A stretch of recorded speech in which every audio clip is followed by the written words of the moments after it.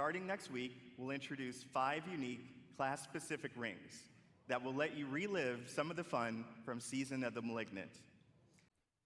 Okay, so one of the rings they did confirm is for Necro, and that one is automatically use equipped corpse skills when you walk near corpses. So they did confirm that, but the one we all really want to see is obviously Barber.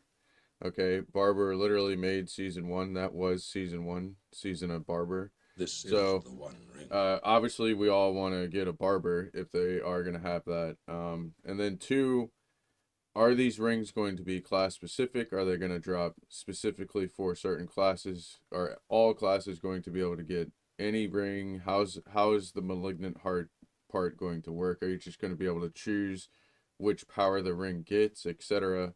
Like, they didn't reveal any of that. They just literally told us that we're getting the auto corpse skill. So I'm not sure, like, that's really going to suck if, like, Barber only drops for, like, Barbarian, for example.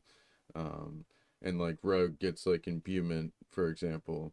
That would be cringe because Barber is Barber, right? We all want Barber.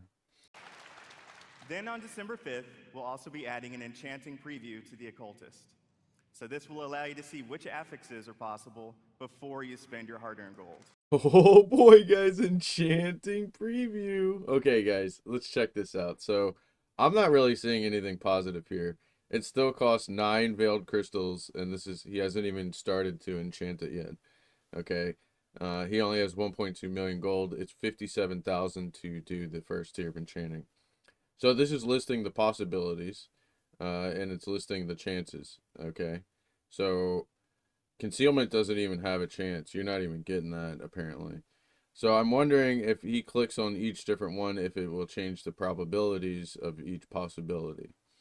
Now, this doesn't really help. Like, we already knew like what could roll. We had an idea of what the like chances were. It was just the fact that it cost too much. Like, it was way too many veiled crystals and it was way too much gold. Like, this goes up way too quickly. You fail 30 times in a row and you're at 20 million plus per reroll. Like, no casual can afford that. I can't even afford that. When I get an item to 30 million, I just put in my bank and my stash, and I look at it and I'm like, dang, I wish I could afford to enchant that. So I don't really see this being beneficial at all. But I guess that's cool for people who don't know what can roll, I guess. I don't know. Also on December 5th, as promised, we'll have another exciting new endgame activity, a 6-week event called Abattoir of Zir.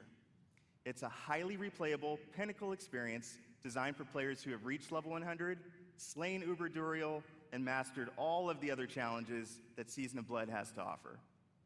Those who survive will attain a paragon glyph constructed of the Vampire Lord's very own blood.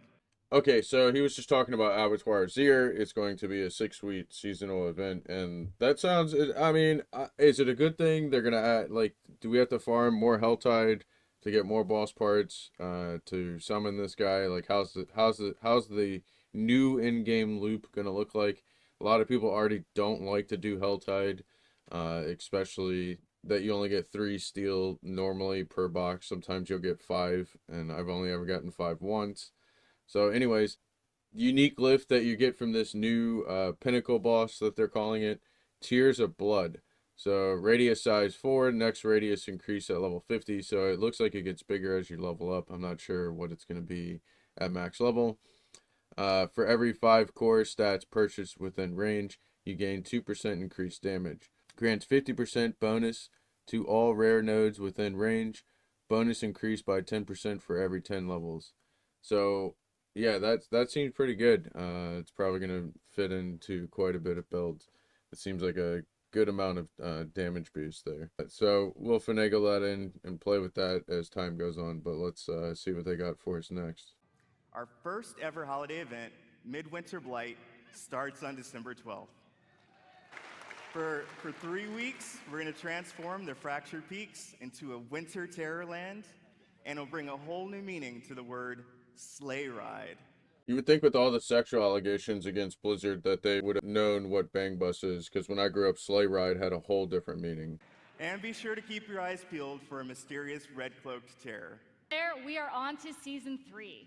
We can't go into too much detail now, but with the endgame being so important, let's talk about leaderboards. We're creating a whole new type of weekly challenge dungeon called the Gauntlet, where the heroes of Sanctuary can compete for their class ranking against their friends, their clan, or anyone in the world. At the end of each week, the heroes with the highest rank will be added to the Seasonal Hall of Ancients, where their name and build will live on.